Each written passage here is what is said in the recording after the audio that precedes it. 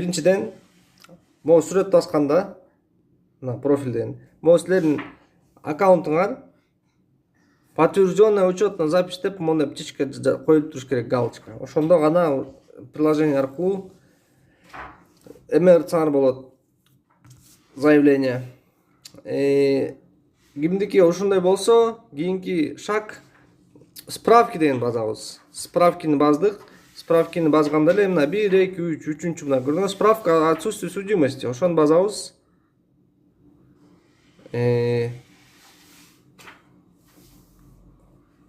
Мына начать заново кылып коеюн. В каком виде нужна справка? Электронный базасыңар. Телефонго келет да, барып жүрбөйсүңөр. На кого? На меня.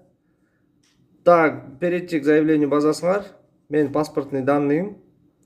Кыргызстан. Телефон. Почта личный.